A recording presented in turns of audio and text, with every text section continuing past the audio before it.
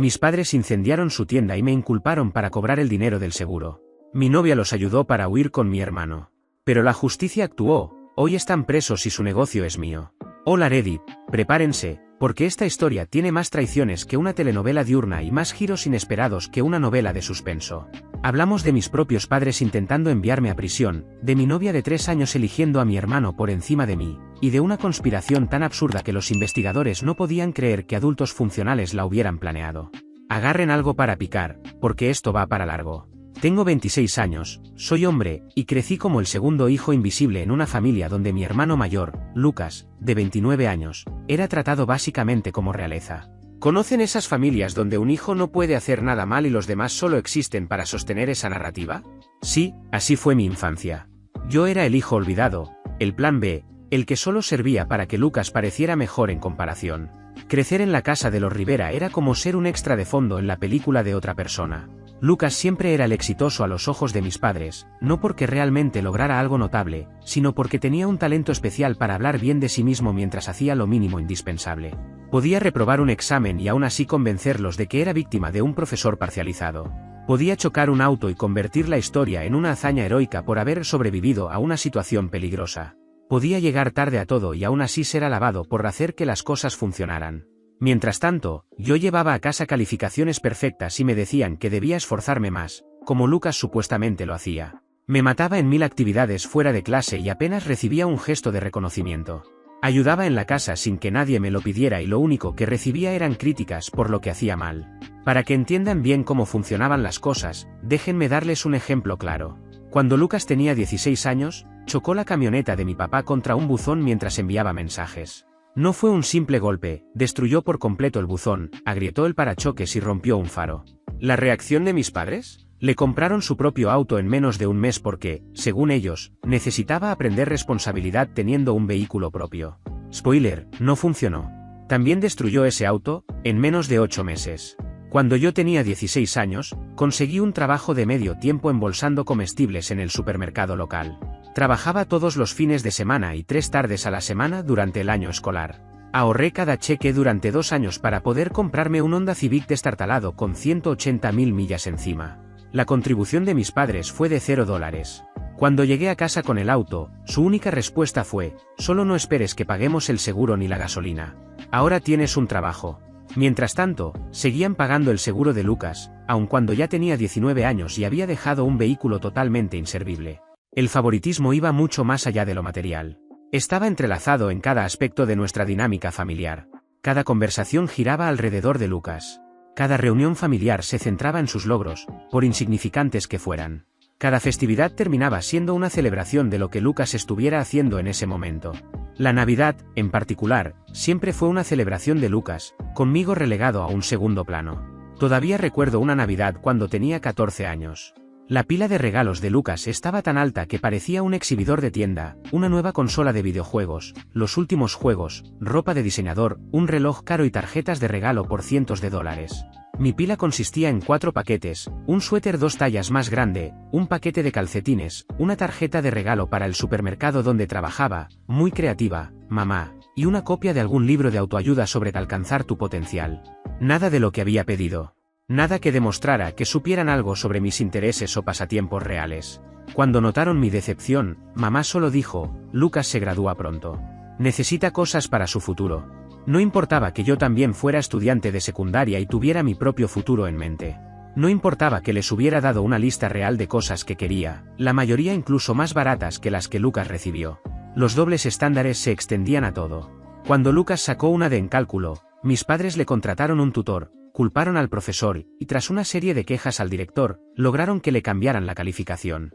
Cuando yo saqué una B en historia avanzada, mi papá dijo que estaba decepcionado y me preguntó por qué no me esforzaba más. Al parecer, una B demostraba falta de compromiso, mientras que una D merecía comprensión y apoyo. Cuando Lucas llegaba tarde después del toque de queda, mis padres asumían que solo estaba divirtiéndose con amigos y le pedían que avisara la próxima vez. Cuando yo llegaba 15 minutos tarde del trabajo porque mi gerente me pidió quedarme a ayudar a cerrar, me castigaban por una semana.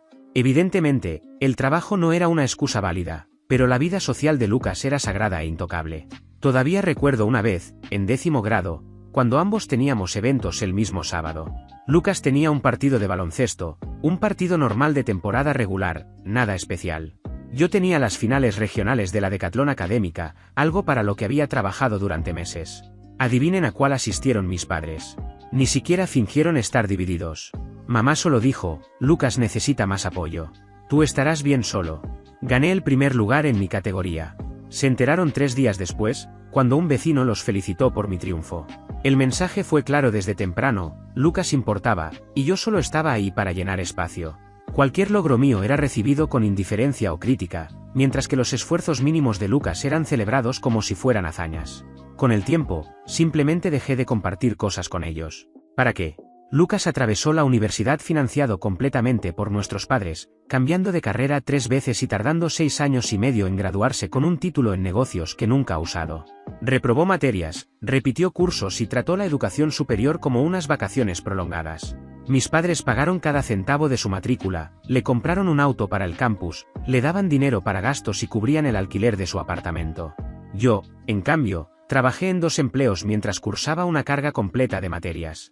Tenía una beca que cubría la mayor parte de mi matrícula, pero aún así tenía que pagar los libros, la comida y mi parte de un apartamento pequeño y apretado que compartía con 3 compañeros. Me gradué en 4 años, con honores en contabilidad y una oferta de trabajo de una firma regional. La reacción de mis padres a mi graduación fue mínima, un solo mensaje de texto de mi mamá. Felicidades.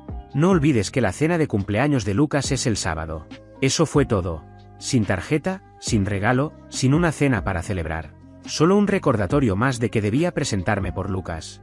Para cuando tenía 22 años y comenzaba mi carrera en la firma de contabilidad, ya había aceptado mi lugar dentro de la jerarquía familiar. Yo era el confiable, al que llamaban cuando algo debía hacerse bien, el que aparecía cuando lo necesitaban y nunca se quejaba. Pero nunca era al que celebraban ni al que priorizaban. Y aquí es donde entra el negocio de mis padres, porque es clave para entender por qué, más adelante, intentaron destruir mi vida. Hace unos 15 años, mi papá abrió ferretería y suministros para el Hogar Rivera, una ferretería de tamaño mediano en nuestro pueblo. Comenzó pequeña, solo mi papá y 2 empleados en un local reducido. Con los años, el negocio fue creciendo de manera constante. Se mudaron a un espacio más grande, contrataron más personal y ampliaron la oferta a suministros para mejoras del hogar y artículos de temporada. Para cuando terminé la universidad, la ferretería ya era un punto fijo en la comunidad. Ese negocio era el sueño original de mi abuelo. El abuelo Rivera había trabajado toda su vida en la construcción y siempre quiso abrir una ferretería donde la gente trabajadora pudiera conseguir herramientas de calidad y consejos honestos. Cuando falleció, dejó a mi papá el dinero suficiente para hacer realidad ese sueño. Mi papá llamó al negocio Ferretería Rivera en su honor. Aún así, mis padres nunca me involucraron realmente en la empresa, pese a que mis aptitudes eran evidentes. Lucas siempre fue el sucesor elegido, aunque mostraba 0 interés en trabajar de verdad. Tenía un título vago, algo como consultor de operaciones, lo que en la práctica significaba que aparecía cuando le daba la gana, hacía declaraciones grandilocuentes sobre cosas que no entendía y cobraba un salario por no hacer nada de valor. A lo largo de los años, me ofrecí varias veces a ayudar con la contabilidad. Literalmente era un contador profesional con experiencia en finanzas para pequeñas empresas. Podía haber revisado sus sistemas, optimizado su carga fiscal, ayudado con presupuestos y proyecciones, e identificado problemas antes de que se convirtieran en desastres. Pero mi papá siempre me rechazaba con frases como, lo tenemos bajo control, no te preocupes, o, Lucas se encarga de esa parte. En una ocasión, incluso me senté con él y le mostré un análisis básico de flujo de caja que había preparado usando información pública de la tienda. Le señalé varias tendencias preocupantes y sugerí cambios concretos para mejorar los márgenes. Lo miró durante unos 30 segundos, dijo interesante y luego cambió el tema para hablar de algo que Lucas estaba haciendo. Nunca volvió a mencionarlo. Ese análisis les habría advertido del problema al menos 2 años antes de que se convirtiera en una crisis. Pero, claro, ¿qué sabía yo? Solo era un profesional financiero de verdad. Dejar a Lucas a cargo de las finanzas era como poner a un niño pequeño a controlar el tráfico aéreo. El tipo no podía ni balancear una chequera, mucho menos manejar las cuentas de una pequeña empresa. Aprobaba pedidos sin revisar el inventario, daba descuentos a sus amigos sin registrarlos y en general, trataba la tienda como su alcancía personal. Pero, a los ojos de mis padres, no podía hacer nada mal. Así que, claramente, era la elección perfecta para manejar su sustento. Hace unos 4 años conocí a Isabela en la fiesta de cumpleaños de un amigo. Era hermosa, con una risa que te hacía sentir como la persona más divertida de la habitación. Inteligente, encantadora, y parecía genuinamente interesada en mí como persona. Después de años de ser ignorado por mi propia familia, tener a alguien que realmente me viera se sentía increíble. Empezamos a salir y todo parecía perfecto. Era comprensiva con mi carrera, alentaba mis pasatiempos y de verdad escuchaba cuando hablaba de mi vida. Recordaba cosas que le contaba, hacía preguntas de seguimiento y parecía genuinamente comprometida con mi éxito. También decía exactamente lo que necesitaba oír sobre mi situación familiar. Cuando le contaba el último ejemplo de favoritismo hacia Lucas, sacudía la cabeza y decía: mereces mucho más. Ellos no aprecian lo que tienen. Venía a mis eventos laborales y encantaba a mis colegas. Planeaba citas pensadas y me sorprendía con pequeños regalos que demostraban que prestaba atención. En mi cumpleaños, incluso me organizó una fiesta de verdad con amigos, algo que mi propia familia jamás se había molestado en hacer. Pensé que por fin había encontrado a alguien que me valoraba como yo merecía. Mirándolo en retrospectiva, ahora veo que estaba recolectando información todo el tiempo. Cada queja que hacía sobre mi familia, cada detalle sobre mis finanzas, cada frustración por ser pasado por alto, ella lo archivaba todo para usarlo más adelante.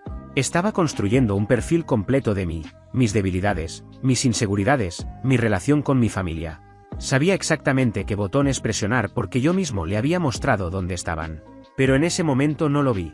Nos mudamos juntos después de aproximadamente un año de relación. Conseguimos un apartamento bonito en una buena zona del pueblo, dividimos gastos y jugamos a la casita como una pareja normal. Yo estaba genuinamente feliz por primera vez en años. Incluso empecé a pensar en proponerle matrimonio, mirando anillos durante mis descansos de almuerzo e imaginando nuestro futuro juntos. Durante el último año, Isabela empezó a pasar cada vez más tiempo con mi familia. Iba a cenas familiares incluso cuando yo no podía asistir por fechas límite del trabajo. Visitaba a mi mamá para tomar café, la ayudaba con mandados y construía su propia relación con ellos, independiente de mí. Pensé que era algo bonito. Pensé que estaba intentando cerrar la brecha entre mi familia y yo. Lo que no sabía era que también estaba construyendo un tipo muy distinto de relación con Lucas. Y no precisamente del tipo cuñados. Unos 8 meses antes de que todo explotara, empecé a notar cosas extrañas. Pequeñas inconsistencias que, por sí solas, no parecían importantes, pero que juntas empezaban a formar un patrón. Isabela se volvió mucho más reservada con su teléfono. Inclinaba la pantalla para que yo no pudiera ver mientras escribía, salía de la habitación para contestar llamadas y decía que eran asuntos de trabajo, incluso los fines de semana, cuando su oficina estaba cerrada. También empezó a ir al gimnasio en horarios raros, llegando a casa a las 10 de la noche y diciendo que había tomado una clase nocturna de spinning, esas clases intensas de ciclismo estacionario, algo que nunca antes le había interesado. Luego empezaron los cambios en la forma en que interactuaban con mi familia. Mi mamá comenzó a invitar a Isabela a cosas sin siquiera incluirme. «Oh, ¿trabajas hasta tarde? No pasa nada. Isabela igual puede venir a cenar». Lucas, de repente, mostró un interés inusual en nuestra relación. Hacía preguntas muy específicas, cómo iban las cosas, si éramos felices, si yo la trataba lo suficientemente bien. La primera alarma real sonó hace unos 6 meses. Un sábado por la tarde, una reunión con un cliente se canceló de manera inesperada, así que decidí sorprender a Isabela. Ella me había dicho que estaba visitando a su hermana, que vivía a unas 2 horas de distancia. Pero por un impulso, pasé primero por la casa de mis padres para recoger una herramienta que le había prestado a mi papá meses atrás. El auto de Isabela estaba estacionado en la entrada. Entré por la puerta trasera, como siempre, y los encontré a ella y a Lucas sentados demasiado cerca en el sofá de la sala. Cuando me vieron, se separaron de golpe. Ese salto culpable que da la gente cuando la sorprenden haciendo algo que no debería. «¿Qué haces aquí?», preguntó Isabela. Y la forma en que lo dijo, como si yo fuera el intruso, debería haberme dicho todo. Afirmó que había cambiado sus planes a último momento y decidió visitar a mi mamá en lugar de manejar hasta casa de su hermana. Lucas dijo que solo había pasado a almorzar. Mi mamá apareció desde la cocina y respaldó la historia con una sonrisa tensa que no le llegaba a los ojos. Todo se sentía mal, aunque no podía señalar exactamente por qué. Quería creerles. De verdad quería creerles. La alternativa era demasiado dolorosa como para considerarla. Así que me tragué mis sospechas y lo dejé pasar. Gran error. Enorme. En las semanas siguientes empecé a prestar atención a todo. Las noches llegando tarde se volvieron más frecuentes. Los mensajes secretos continuaron. La forma en que Isabela se ponía rígida cada vez que el nombre de Lucas aparecía en una conversación. Poco a poco, empecé a armar un cuadro que no quería ver. Entonces, una noche de jueves, hace unos 4 meses, hice algo de lo que no estoy orgulloso. Isabela dejó su teléfono desbloqueado en la mesita de noche mientras se duchaba. Después de semanas de sospechas acumuladas, finalmente miré. Lo que encontré hizo que el estómago se me hundiera. Meses de mensajes entre ella y Lucas, mensajes románticos, mensajes explícitos, planes para un futuro juntos una vez que resolvieran las cosas conmigo. Declaraciones de amor, bromas internas, conversaciones sobre lo mucho que deseaban estar juntos abiertamente. Pero lo peor no fue el engaño. También encontré conversaciones con mis padres sobre algún tipo de plan relacionado con la ferretería. Mensajes como: una vez que el seguro pague, tendremos suficiente para empezar de nuevo. Él no sospechará nada. Es demasiado confiado. Esto va a solucionar todos nuestros problemas. Tomé capturas de pantalla de todo. Me las envié a mi correo personal, borré el mensaje de la carpeta de enviados, dejé el teléfono exactamente donde lo había encontrado, con la pantalla hacia abajo, tal como estaba. Luego me senté en la oscuridad del dormitorio, escuchando el sonido del agua de la ducha, intentando procesar la realidad de que mi novia, mi hermano y aparentemente, mis propios padres estaban conspirando contra mí, por algo que parecía involucrar dinero y algún tipo de seguro. Lo inteligente habría sido confrontarlos de inmediato. Pero algo me dijo que aún no tenía el panorama completo. Si mostraba mis cartas demasiado pronto, podrían ajustar sus planes, borrar huellas o encontrar otra forma de hacer lo que fuera que estuvieran preparando. Así que tomé una decisión que iba contra todos mis instintos, esperé, observé, recolecté más información. Durante las siguientes 3 semanas interpreté a la perfección el papel del novio despistado y del hijo ignorado. Sonreía a Isabela, hacía charla trivial con Lucas cuando aparecía, iba a las cenas familiares de los domingos como si nada estuviera mal. Pero estaba atento a todo, su lenguaje corporal, quién le escribía a quién, en qué momento, qué decían cuando creían que nadie escuchaba. También empecé a investigar por mi cuenta. A través de registros públicos y conversaciones discretas con un viejo compañero de clase que trabajaba en el banco local, armé un panorama inquietante. La ferretería Rivera no solo estaba pasando dificultades, se estaba hundiendo. Años de mala gestión por parte de Lucas la habían llevado al borde del colapso.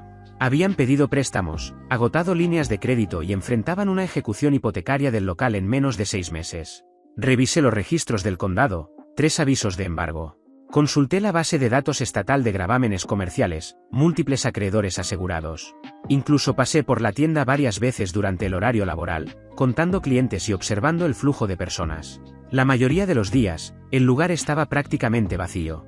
Todo lo que mis padres le decían a la gente sobre lo bien que iba el negocio era una mentira. Los números contaban una historia completamente distinta. Y en lugar de pedirme ayuda a mí, su hijo contador, optaron por otra solución: fraude al seguro. Entonces, a partir de los mensajes que había visto y de fragmentos de conversaciones que fui escuchando durante esas semanas, empecé a entender lo que realmente planeaban hacer. Todo apuntaba a lo mismo: incendiar la tienda y hacerlo pasar como un acto provocado por un tercero. Con el pago del seguro cubrirían sus deudas y aún les quedaría dinero suficiente para empezar de nuevo. Borrón y cuenta nueva. Sin consecuencias. Incluso hablaban de usar parte del dinero para ayudar a Lucas e Isabela a mudarse a algún lugar más cálido, tal vez Florida o Arizona. Pero las investigaciones por incendios provocados son exhaustivas. Las aseguradoras no entregan cientos de miles de dólares sin hacer preguntas. Envían investigadores, contratan peritos, revisan inconsistencias, buscan motivos. Necesitaban a alguien a quien culpar. Un chivo expiatorio. Alguien cuyo supuesto motivo fuera creíble y les permitiera cobrar el seguro sin demasiado escrutinio. Adivinen a quién eligieron. Al hijo al que habían ignorado y menospreciado durante 26 años. A mí. El plan era sorprendentemente elaborado para una familia incapaz de manejar una ferretería. Habían estado preparándolo durante meses, y yo había estado demasiado distraído con la traición de Isabela como para notarlo. Mi papá llevaba tiempo diciéndoles a los empleados que yo estaba resentido por haber sido excluido del negocio familiar.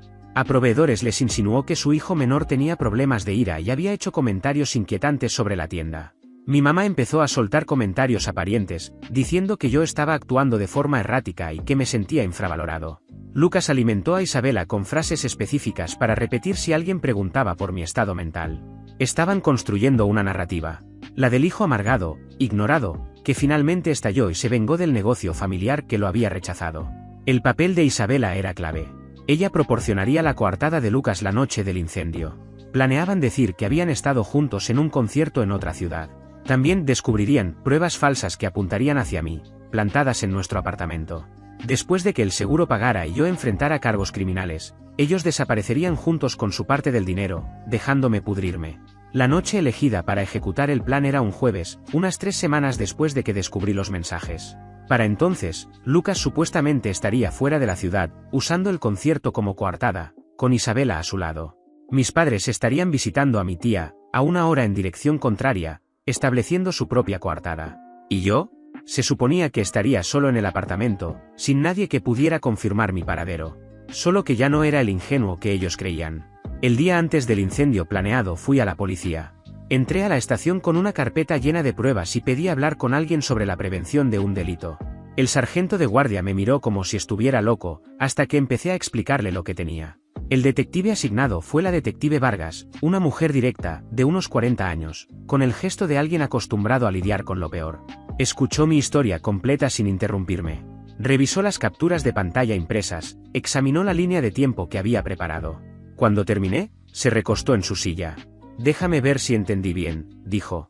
Tus padres, tu hermano y tu novia planean provocar un incendio en el negocio familiar mañana por la noche y culparte a ti para cobrar el seguro. Sí, señora. Sé que suena absurdo, pero mire los mensajes. Pasó un largo rato leyéndolos. Su expresión apenas cambió, aunque vi cómo levantaba las cejas en algunos pasajes particularmente comprometedores. Esto es bastante explícito, dijo finalmente. Realmente discutieron todo por mensaje. No son precisamente genios criminales. Casi sonrió ante eso. No, supongo que no, dijo. Se quedó en silencio otro minuto, leyendo. ¿Estás seguro de la línea de tiempo? ¿Mañana por la noche? Sí, señora. Por los mensajes y algunas conversaciones que escuché, el incendio estaba planeado para mañana, entre las 2 y las 3 de la madrugada. La detective Vargas me observó largo rato, como si intentara decidir si yo era legítimo o simplemente un tipo paranoico con una historia demasiado elaborada. Lo que sea que vio en mi cara pareció convencerla. Bien, dijo finalmente. Esto es lo que vamos a hacer. Voy a conseguir autorización para que haya oficiales vigilando la tienda mañana por la noche. Tendremos unidades encubiertas en la zona. Si esto ocurre como dices, los atraparemos en el acto. Esa noche me hospedé en un hotel del centro. Pagué en efectivo por la habitación, no quería dejar rastro alguno de mi paradero. No estaba dispuesto a correr riesgos. La habitación tenía un televisor, una cama y una ventana con vista a la ciudad. Me senté allí mirando programas nocturnos sin realmente prestar atención, esperando que sonara mi teléfono. Esperando tener razón, y al mismo tiempo, esperando estar equivocado. A las 2:47 de la madrugada, el teléfono sonó. Señor Rivera, dijo la detective Vargas, con una tensión contenida en la voz. Tenía razón. Los atrapamos. El alivio fue físico. Las manos me temblaban tanto que casi dejó caer el teléfono. Me explicó lo ocurrido. Lucas y otro hombre, un amigo suyo, llegaron a la tienda alrededor de las 2:15 con bidones de gasolina. Desactivaron lo que creían que era la única cámara de seguridad y comenzaron el fuego en el almacén trasero. Lo que no sabían era que había agentes observando desde vehículos sin identificar. Intervinieron en cuanto vieron las llamas, y el cuerpo de bomberos llegó en cuestión de minutos. El incendio quedó contenido en el almacén y parte de la oficina trasera antes de que pudiera extenderse al área principal. Lucas y su amigo fueron arrestados en el lugar, literalmente con las manos en la masa, gasolina en la ropa y encendedores en los bolsillos. El edificio sufrió daños, pero no quedó destruido. Más tarde, los investigadores del seguro determinarían sin lugar a dudas que se trató de un incendio provocado, y las grabaciones de seguridad dejaban claro quiénes eran los responsables. ¿Hay más?, continuó la detective. También llevamos a tus padres a interrogatorio. Estaban en casa de tu tía, tal como dijiste. Pero cuando les informamos del arresto, la reacción de tu padre fue reveladora. Empezó a justificar a tu hermano incluso antes de que mencionáramos los cargos. Hizo una breve pausa antes de añadir. Y hay una mujer aquí que dice ser tu novia. Estaba esperando en un coche a unas 2 cuadras de la tienda. Está pidiendo un abogado. Isabela, por supuesto. Ni siquiera pudo mantenerse alejada mientras Lucas cometía un delito grave. Tenía que estar cerca, aunque fuera para apoyo moral. Las horas siguientes fueron un borrón. Fui a la comisaría, di una declaración formal y entregué toda la evidencia de manera oficial. Observé desde detrás de un vidrio cómo las personas en las que más había confiado en mi vida eran procesadas una por una. Mi padre, esposado, se veía más pequeño de lo que jamás lo había visto. Mi madre lloraba, diciendo que no sabía nada, con el maquillaje corriéndole por el rostro. Lucas parecía aturdido, como si no pudiera creer que aquello estuviera ocurriendo de verdad. El niño dorado, enfrentándose por primera vez a consecuencias reales. Isabela, con el rímel corrido, exigía hablar con alguien a cargo, todavía intentando manipular su salida de la situación. En un momento, mi padre trató de buscar mi mirada a través del vidrio. Cuando nuestros ojos se encontraron, mi padre empezó a gritar algo, pero no podía oírlo a través del vidrio. No necesitaba hacerlo. Fuera lo que fuera, excusas, súplicas, no quería saberlo. Durante los interrogatorios, mis padres intentaron primero el papel de padres preocupados. Aseguraron que no sabían nada de lo que Lucas planeaba, que estaban tan sorprendidos como cualquiera, que debía tratarse de un malentendido. Esa versión duró unos 10 minutos, hasta que los detectives les mostraron los mensajes que yo había entregado. Mensajes donde mi mamá discutía el cronograma del plan con detalle. Donde mi papá calculaba exactamente cuánto pagaría el seguro. Donde hablaban de cómo yo jamás lo vería venir. En ese punto, mi padre miró directamente a la cámara que grababa el interrogatorio y me acusó de traicionarlos, asegurando que los mensajes eran falsos y que yo solo buscaba destruir a mi propia familia.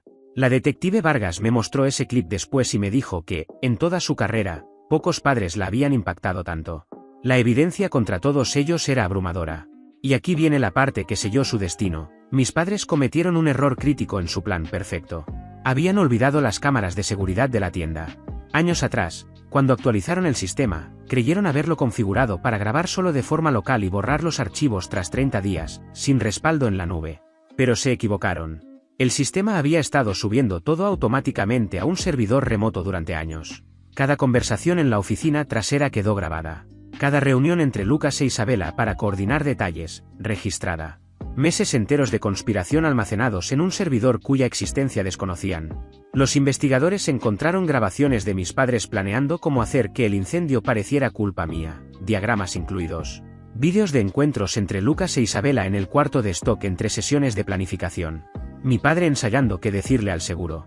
Mi madre investigando señales de incendio provocado para no dejar rastros. Era como si hubieran grabado su propio programa de televisión sobre crímenes reales y se lo hubieran entregado directamente a la fiscalía. A eso se sumaron mensajes, correos y registros bancarios que mostraban transferencias de dinero entre ellos mientras se preparaban para su nueva vida, además de búsquedas en la computadora de mi padre sobre fraudes al seguro y métodos de detección de incendios provocados. Habían creado un rastro digital impecable de su propio crimen. Tan sólido, que el fiscal de distrito lo describió como uno de los casos más claros de conspiración que había visto en más de 20 años. Documentaron su propio crimen, me dijo detective Vargas en una de nuestras reuniones. Cada paso del camino. Es como si quisieran que los atraparan. Los cargos eran extensos y graves. Para mis padres, incendio provocado en primer grado, fraude al seguro, conspiración para cometer un delito grave y presentación de reportes falsos. Ya habían iniciado el papeleo para culparme incluso antes de ser detenidos. Para Lucas, todo lo anterior, más obstrucción de la justicia por intentar borrar mensajes de su teléfono cuando vio acercarse a la policía. Para Isabela, conspiración, complicidad en el incendio y fraude. El proceso legal tomó unos 10 meses, desde el arresto hasta la sentencia. Durante ese tiempo, me mudé del apartamento que compartía con Isabela, encontré un pequeño lugar de un dormitorio al otro lado de la ciudad y me refugié en el trabajo. Los juicios criminales comenzaron en febrero. Estuve allí todos los días, sentado en la galería, viendo a las personas que me habían traicionado enfrentar consecuencias por primera vez en sus vidas privilegiadas. La sala del tribunal pronto se volvió rutinaria, los mismos asientos, el mismo alguacil, el mismo taquígrafo. Distintos testigos, distinta evidencia, pero siempre la misma prueba abrumadora. Mi papá intentó mantener la dignidad durante todo el proceso. Usaba traje, se sentaba erguido, actuaba como si todo fuera un simple malentendido que alguien razonable corregiría. Tenía esa expresión de quien aún espera que alguien intervenga y lo arregle todo por él, como siempre había pasado. Esa fachada se quebró cuando el fiscal reprodujo el vídeo de seguridad donde se lo veía explicándole a Lucas exactamente cómo me harían parecer culpable. En el vídeo, mi padre se reía. Reía mientras decía que mis años de ser pasado por alto me convertirían en un sospechoso creíble. Bromeó con que yo jamás lo vería venir porque estaba demasiado ocupado siendo el hijo responsable. Habló de cómo el resentimiento que ellos mismos habían sembrado durante años de favoritismo me convertiría en el chivo expiatorio perfecto. El jurado lo vio todo. 12 personas que no me conocían entendieron exactamente qué tipo de padre había tenido. Algunos me miraron con algo parecido a la simpatía. El abogado defensor pidió un receso después de ese vídeo. Mi papá parecía a punto de vomitar. Cuando regresaron, ya no podía sostener la mirada de nadie. Mi mamá lloró durante casi todo su testimonio, interpretando el papel de víctima. Dijo que mi papá la había presionado, que solo intentaba salvar el negocio familiar, que nunca quiso hacerme daño, que no comprendía completamente lo que estaban planeando. En un momento incluso afirmó que siempre había amado a sus 2 hijos por igual. Varias personas en la galería soltaron risas de incredulidad. El fiscal la destrozó en el contrainterrogatorio, mostrando mensajes donde sugería formas concretas de plantar evidencia en mi apartamento. El fiscal mostró mensajes donde mi mamá entrenaba a Isabela sobre exactamente qué decirle a la policía. Mostró vídeo de ella investigando cómo hacer que el fuego pareciera un incendio provocado amateur, del tipo que cometería un hijo enojado y desequilibrado. También exhibió su historial de búsquedas, cómo manipular psicológicamente a alguien, cómo hacer que una persona parezca inestable, señales de un colapso mental. Después de eso, el llanto se detuvo. Ya no parecía una madre desesperada, solo alguien derrotada. Su abogado ni siquiera intentó un redireccionamiento. Lucas, por su parte, arrojó a todos bajo el autobús en su propio juicio. Su estrategia de defensa fue básicamente: soy demasiado estúpido para haber planeado algo así. Punto válido, pero seguía siendo el tipo que apareció en la tienda con gasolina y encendedores a las 2 de la mañana. El jurado no compró el acto del tonto, especialmente después de ver mensajes donde se jactaba ante Isabela de cómo finalmente se libraría de su hermano, perdedor una vez que el plan funcionara. El juicio de Isabela fue separado. Su defensa alegó que había sido manipulada por Lucas, que era víctima de coerción romántica. Podría haber funcionado si no existiera evidencia en vídeo de ella participando activamente en las reuniones de planificación, iniciando conversaciones sobre detalles concretos del esquema y actuando con el mismo nivel de culpabilidad que los demás. Fue declarada culpable en todos los cargos. Las sentencias fueron claras. Mi padre recibió 8 años en prisión estatal. Mi madre, 6. Lucas, 7 años más 5 de libertad condicional tras su liberación. Isabela recibió 4 años. Cuando el juez leyó la sentencia de mi padre, vi cómo su rostro se volvía completamente blanco. Me miró desde la mesa de los acusados con ojos desesperados y articuló un silencioso: lo siento. Lo miré sin expresión y negué lentamente con la cabeza. Mientras el caso criminal seguía su curso y mis padres ya enfrentaban cargos penales, hice algo que jamás esperaron. Además de eso, presenté una demanda civil en su contra para que respondieran por todo el daño que me habían causado. Con la ayuda de un abogado civil llamado Tomás Delgado, presenté la demanda por daño emocional intencional, conspiración para privarme de la libertad y difamación. Durante meses, mis padres habían estado diciendo a otras personas que yo era inestable, que había hecho amenazas contra el negocio familiar, todo como parte del montaje para incriminarme. Esas mentiras se habían extendido por la comunidad, dañando mi reputación y de haber funcionado su plan, habrían destruido mi carrera. Tomás me guió paso a paso. El daño emocional era evidente, mi propia familia había conspirado para enviarme a prisión. La conspiración estaba documentada en miles de mensajes de texto. Y la difamación estaba respaldada por testigos, proveedores a quienes advirtieron que yo era peligroso, empleados a quienes dijeron que me vigilaran, familiares a quienes pintaron una imagen falsa de mi estado mental. La demanda civil también apuntaba directamente a la ferretería familiar. Cuando mis padres fundaron Ferretería Rivera 15 años atrás, mi abuelo había aportado el capital inicial. Como parte de esa inversión, el acuerdo original incluía una cláusula clara: si algún socio era condenado por un delito que implicara fraude contra el negocio, sus acciones serían automáticamente confiscadas. Mi abuelo había insistido en esa cláusula. Había visto demasiados negocios familiares destruirse por la codicia o la estupidez de uno solo, y quiso dejar una protección escrita. Mis padres se habían quejado de esa cláusula en su momento, pero terminaron aceptándola porque necesitaban el dinero de mi abuelo. Nunca se molestaron en eliminarla cuando él falleció. Probablemente olvidaron que existía, enterrada entre documentos legales que jamás leyeron. Pero su condena por intentar defraudar a la aseguradora la activó automáticamente. Y como yo era el heredero sobreviviente de esa rama de la familia, y además figuraba en los documentos originales del acuerdo como beneficiario contingente, tenía derecho legal a esas acciones confiscadas. Según el viejo abogado de mi abuelo, a quien logré localizar, esa provisión había sido añadida de forma deliberada. Mi abuelo le dijo que quería asegurarse de que el bueno estuviera protegido si algún día algo salía mal. Tomás estaba encantado con el caso. Literalmente te entregaron el arma legal para quitárselo todo a ellos, me dijo. Tu abuelo vio quiénes eran en realidad los que le rodeaban y se preparó para eso. Es justicia poética. El caso civil se resolvió unos 2 meses después de las condenas penales. Con mis padres enfrentando prisión y con los activos congelados, no pudieron montar una defensa real. El fallo fue completamente a mi favor. Entre la cláusula del acuerdo societario y los daños civiles, terminé siendo el propietario absoluto de ferretería y suministros para el Hogar Rivera. El mismo negocio que mis padres habían intentado incendiar para incriminarme ahora era completamente mío. Cuando su abogado llamó para cerrar los detalles finales del acuerdo, mi padre tomó el teléfono para hacer una última súplica. Es nuestro negocio, dijo. Tu abuelo lo levantó para nosotros. No puedes simplemente quitárnoslo.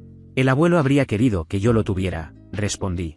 Ustedes lo administraron mal durante años y cuando ya no pudieron sostenerlo, intentaron destruirlo. Yo estoy devolviendo el favor. Colgué y nunca volví a hablar con él.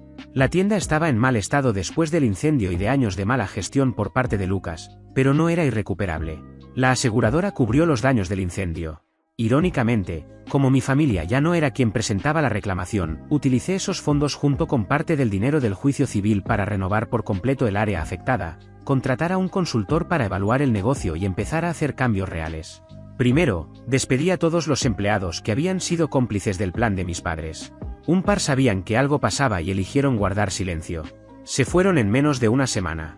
Me quedé con los trabajadores honestos que solo habían hecho su trabajo. Les di aumentos y promoví a una gerente de muchos años llamada Marisa para encargarse de las operaciones diarias. Después, reestructuré todo, renegocié contratos con proveedores, modernicé el sistema de inventario, implementé controles financieros reales y reportes claros. Las prácticas básicas de negocio que debieron existir desde hacía años. En 6 meses, Ferretería Rivera pasó de perder dinero a generar ganancias modestas.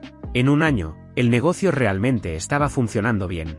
Contraté a 3 empleados nuevos, amplié el programa de alquiler de herramientas y lancé un programa de lealtad para contratistas que atrajo un flujo constante de clientes comerciales. El mes pasado lo renombré oficialmente. Ferretería Rivera ahora es Legado Rivera, con un letrero nuevo al frente. Coloqué una foto de mi abuelo cerca de la caja registradora, junto a una pequeña placa que explica que él fue quien fundó el sueño original. Hace 2 semanas recibí una llamada de la prisión estatal. Mi papá quería agregarme a su lista de visitantes aprobados. Decliné. Una semana después llegó una carta de mi mamá. 4 páginas de disculpas, arrepentimiento y promesas de que todo sería diferente cuando saliera. La pasé por la trituradora sin terminar la primera página. Lucas intentó llamarme desde el centro de detención del condado 3 veces antes de que lo trasladaran a la prisión estatal. Bloqueé el número después del primer intento. La madre de Isabela me contactó por Facebook preguntando si podía encontrar en mi corazón perdonar a su hija. También la bloqueé. Mi tío Pablo, el hermano de mi papá y la eterna oveja negra de la familia, vino a visitarme el mes pasado. Caminamos juntos por la tienda y me contó historias de mi abuelo que nunca había escuchado, como siempre le preocupó que mi papá tomara atajos y cómo veía con claridad lo que estaba pasando en esa casa. Vio lo que te estaban haciendo, me dijo Pablo. Una vez me dijo que eras el único ahí con verdadera integridad. Supongo que tenía razón. Desde entonces, Pablo me ayuda los fines de semana. Sabe muchísimo de ferretería por sus años en la construcción, y estamos hablando de hacerlo socio minoritario si las cosas siguen yendo bien. También estoy saliendo con alguien nuevo. Se llama Natalia. Trabaja en la cafetería de la calle de abajo.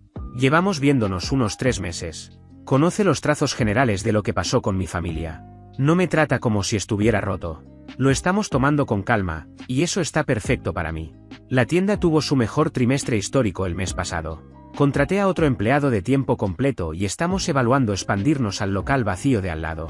El propietario me ofreció un excelente trato en el contrato, considerando que siempre he pagado el alquiler a tiempo, a diferencia de mis padres, que aparentemente debían casi 3 meses cuando todo explotó. Así que ahí es donde estoy ahora. A veces la vida no castiga de inmediato, pero cuando lo hace, pone las cosas exactamente donde deben estar. Mis padres están en prisión, mi hermano está en prisión e Isabela también. Yo sigo adelante. Soy dueño del negocio que intentaron quemar para destruirme y por primera vez en años, no solo está de pie, está creciendo. Y con él, yo también. Gracias por ver. Si aún no te has suscrito, por favor hazlo y activa la campana de notificaciones para mantenerte al día con más historias impactantes de la vida real que suceden a tu alrededor.